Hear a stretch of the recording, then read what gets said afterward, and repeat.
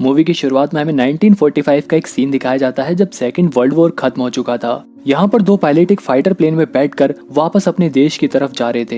इसी बीच इनका प्लेन एक ड्रैगन ट्रायंगल वाले आइलैंड से होकर गुजरता है। अचानक से इनके प्लेन के शीशे पर एक पक्षी आकर टकराता है और वो मर जाता है। जब तक ये दोनों पायलट कुछ समझते तब तक इनके प्लेन के ऊपर बहुत सारे बर्ड्स आकर टकराने लगते हैं, जिसकी वजह से इनका प्लेन क्रैश हो जाता है। अब ये दोनों पायलट अपनी जान बचाने के लिए पैराशूट से प्लेन से नीचे कूद जाते हैं। इनमें से एक पायलट तो सेफली आइलैंड पर उतर जाता है, लेकिन दूसरा अभी भी हवा में था जब इस समुद्र के अंदर से अचानक से एक बहुत ही बड़ा जायंट क्रोकोडाइल निकलता है और उस पायलट को खा जाता है और वापस पानी में चला जाता है। दूसरा पायलट ये सब देखकर घबराकर जंगल में भागता है। सीन बदलता है और अब हम प्रेजेंट का सीन देखते हैं, जहाँ पर एक पैसेंजर प्लेन इसी ड्रैगन ट्रायंगल वाले आइलैंड से होकर गुजरता है। इस फ्लाइट में एक लिन नाम का आदमी था जो अपनी बेटी यी को एक लड़के से बात करता हुआ देख लेता है, और जब वो इसके बारे में अपनी बेटी से पूछता है तो वो उससे बहुत रूडली बात करती है। दरअसल इन दोनों बाप बेटियों के बीच में बिल्कुल भी नहीं बनती थी। जब ही अचानक से ये प्लेन हिलने लगता है, लोग काफी घबरा जाते हैं। प्लेन के पायलट प्लेन को कंट्रोल करने की कोशिश करते हैं, लेकिन जब ही अचानक से इस प्लेन से भी बहुत सारे बर्ड्स आकर टकराने लगते हैं, जिसकी वजह से ये प्लेन भी कंट्रोल से बाहर हो जाता है।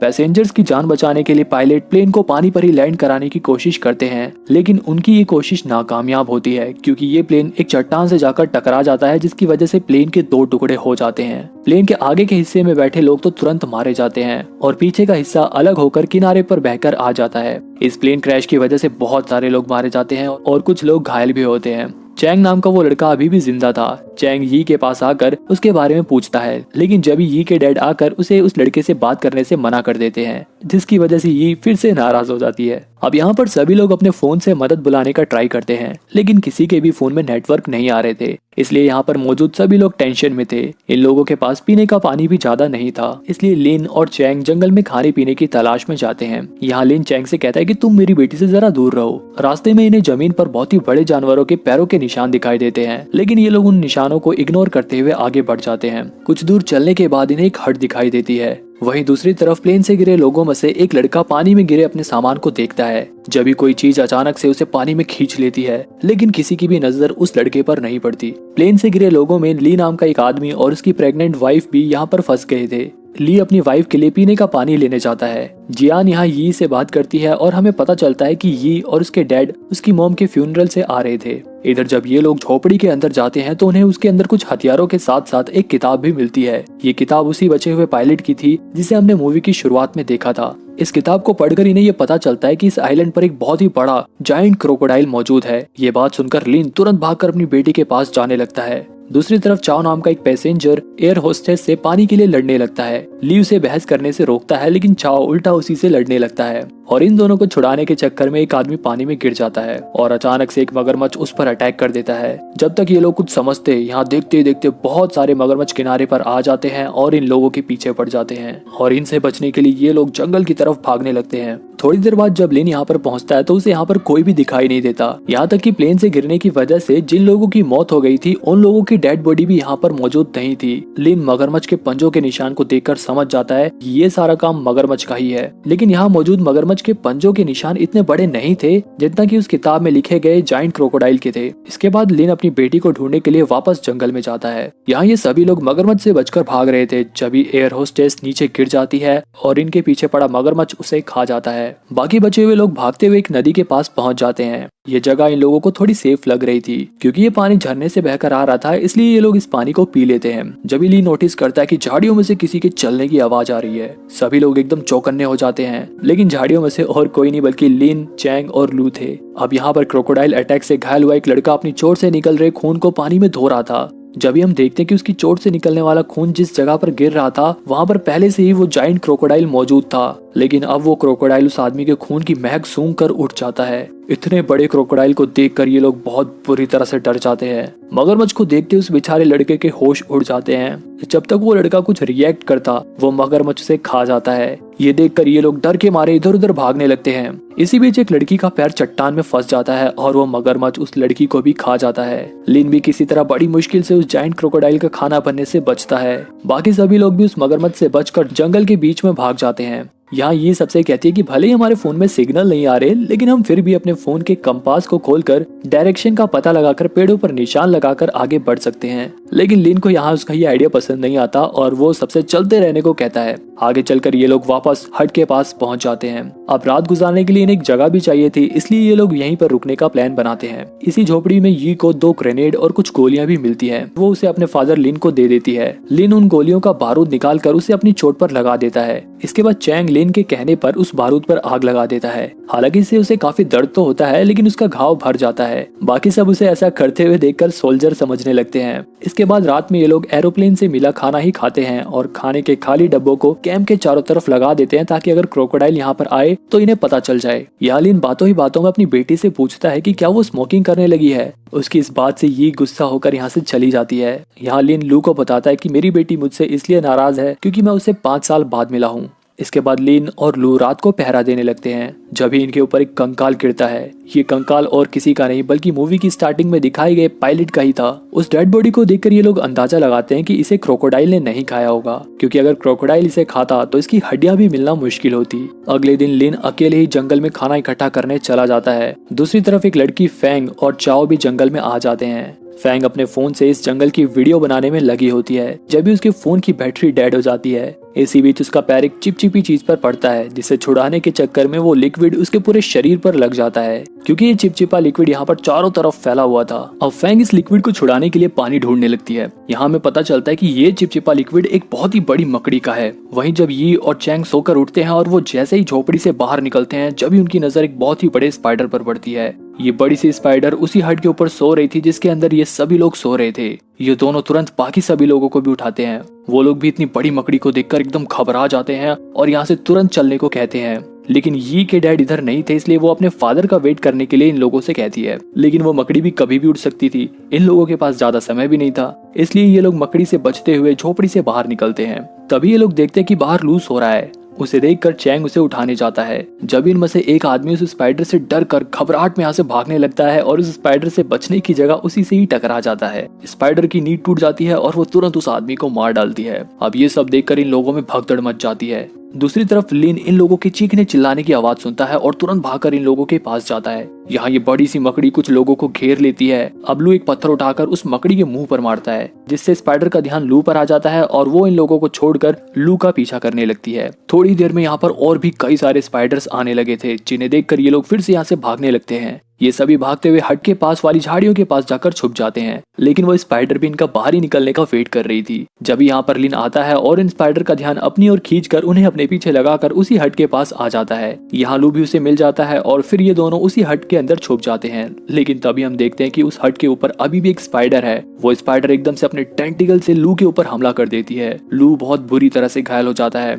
यहाँ पर लिन उस स्पाइडर का टेंटिकल काट देता है, लेकिन टेंटिकल घुसने की वजह से लू का बहुत ज्यादा खून निकल गया था, जिसकी वजह से वो मर जाता है। अब वो स्पाइडर लिन के ऊपर भी हमला करने लगता है, लेकिन लिन किसी तरह उससे अपनी जान बचाता है और उसी के टेंटिकल से उससे लड़ने की कोशिश करता है। इसके बाद मौका पाकर वो उन्हीं दोनों ग्रेनेड में से एक ग्रेनेड उस स्पाइडर के पास फेंक देता है, जिससे वो स्पाइडर मर जाती है। दूसरी तरफ बाकी लोगों को आगे जाकर कुछ फ्रूट्स पड़े हुए मिलते हैं, जिन्हें देखकर ये लोग समझ जाते हैं कि ये फ्रूट्स यहाँ यी के फादर लिन ने ही छोड़े होंगे। इसके बाद आगे चलकर इनके सामने एक छोटी सी नदी पड़ती है। जियान और बाकी 2 लोग तो नदी पार कर लेते हैं, लेकिन जब तक चैंग वो रिवर पार करता तभी वहाँ पर क्रोकोडाइल आ जाता है। लेकिन जैसे ही वो क्रोकोडाइल चैंग को खाता, जब एन मौके पर यहाँ पर लिन आकर चैंग को बचा लेता है और बाद में बड़ी चालाकी से वो उस मगरमच्छ को वापस नदी में ही पहुंचा देता है। अब यहाँ पर यी को अपने फादर की इम्पोर्टेंस को पता चलता है और वो अपने फादर को प्यार से गले लगा लेती है। वहीं दूसरी तरफ फैंग और चाओ पानी के पास पहुंच जाते हैं। यहाँ पहुंचकर फैंग उस नदी में घुसकर अपने शरीर पर लगे लिक्विड को धोने लगती है।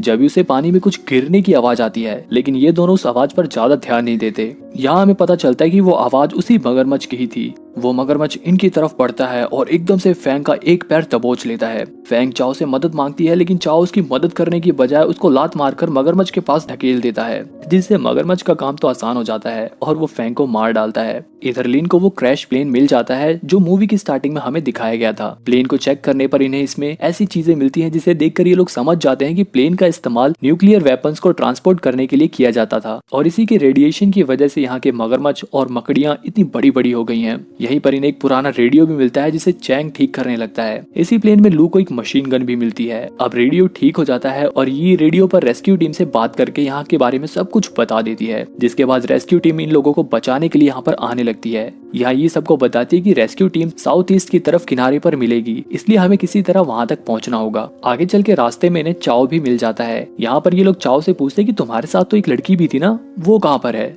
चाओ इन्हें बताता है कि अब वो मगरमच्छ के पेट में है। इसके बाद ये सभी साउथ ईस्ट की तरफ आगे बढ़ते हैं, लेकिन आगे चलकर इन लोगों के सामने एक बहुत ही बड़ी नदी पड़ती है। अब बाकी सब तो तैरकर नदी पार कर सकते थे, लेकिन इनमें से एक औरत प्रेग्नेंट थी और उसका नदी पार करना बहुत मुश्किल था। यहाँ पर लिन अपना दिमाग लगाता है और पेड़ की टहनियां इकट्ठा करके एक क्राफ्ट बनाता है। इसके बाद वो पहले खुद रिवर पार करता है और फिर वो प्रेग्नेंट लेडी क्राफ्ट पर बैठ जाती है और बाकी लोग भी तैरकर नदी पार करने लगते हैं। अभी ये लोग कुछ दूर ही पहुंचे थे कि जब लिन को नदी में मगरमच्छ दिखाई देता है, जिसे देखकर वो इन लोगों को जल्दी से नदी पार करने को कहता है। इसी बीच उस प्रेग्नेंट लेडी को खींचते हुए क्राफ्ट की रस्सी टूट जाती है। बाकी लोग तो किसी तरह रिवर पार कर लेते हैं, लेकिन वो प्रेग्नेंट लेडी और उसका पति अभी भी नदी में ही थे। अब ली अपनी बेबी को बचाने के लिए उस राफ्ट को किनारे की तरफ धक्का देता है और उस मगरमच्छ का ध्यान भटकाने के लिए और अपनी बीवी और बच्चे की जान बचाने के लिए वो खुद उस मगरमच्छ का खाना बन जाता है। अब जियान तो किनारे पर पहुंच जाती है, लेकिन वो मगरमच्छ दोबारा से इन लोगों के ऊपर हमला करने के लिए बढ़ता है। यहाँ पर लिन उस मशीन गन से मगरमच्छ के ऊपर गोलियों की बौछार करने लगता है,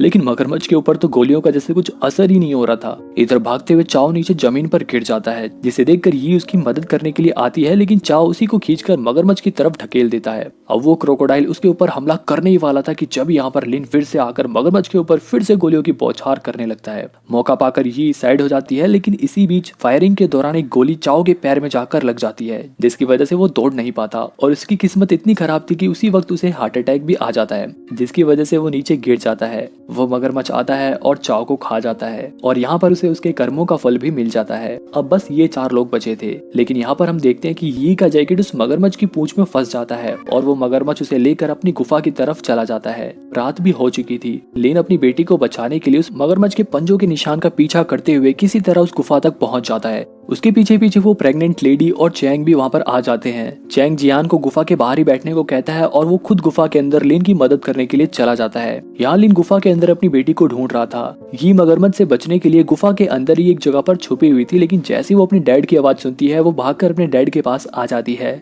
लेकिन जब भी वो मगरमच्छ भी जग जाता है और इन लोगों की तरफ बढ़ने लगता है, जिसे देखकर लिन उसके ऊपर फिर से गोलियां चलाने लगता है और वो मगरमच्छ को अपने पीछे लगा लेता है। वो चैंग से कहता है कि वो यी को लेकर यहाँ से चला जाए। यहाँ पर लिन का प्लान था कि वो उस एक बचे हुए ग्रेनेड से उस मगरमच्छ को मार डालेगा, लेकिन हड़बड़ाहट में उसके हाथ से वो ग्रेनेड वहीं नीचे कहीं गिर जाता है। इधर चैंग यी को गुफा के बाहर जियान के पास छोड़ देता है और खुद उस मकड़ी का टेंटिकल लेकर गुफा के अंदर फिर से लिन की मदद करने के लिए चला जाता है। वहीं दूसरी तरफ लिन मगरमच्छ से बचकर भागते हुए एक छोटी सी जगह के अंदर घुस जाता है, जहाँ पर वो मगरमच्छ नहीं घुस पाता। लिन उस मगरमच्छ के ऊपर खूब गोलियां चलाता है और जल्दी उसकी सारी गोलियां खत्म हो जाती हैं। अब चैंग भी गुफा के अंदर आ जाता है, जिसे देखकर लिन उसे कहता है कि तुम सबसे पहले उस ग्रेनेड को ढूंढो। थोड़ी देर में चैंग को वो ग्रेनेड मिल जाता है। लिन उससे कहता है कि वो उस ग्रेनेड को मगरमच्छ के पास फेंक दे, लेकिन चैंग जानता था कि अगर उसने ग्रेनेड को मगरमच्छ के पास फेंका तो मगरमच्छ के साथ साथ लिन भी मारा जाएगा। इसलिए वो मगरमच्छ का ध्यान अपनी तरफ करके वहाँ से भागने लगता है। चैंग जैसे ही लिन से थोड़ा दूर जाता है, वो ग्रेनेड का पिन निकाल कर मगरमच्छ के पास फेंक देता है, जिसके धमाके से वो मगरमच्छ बहुत बुरी तरह से घायल हो जाता है। अब ये दोनों फाइनली थोड़ी राहत की सांस लेते हैं, क्योंकि उन्हें ऐसा लगता है कि अब तो मगरमच्छ मर गया होगा।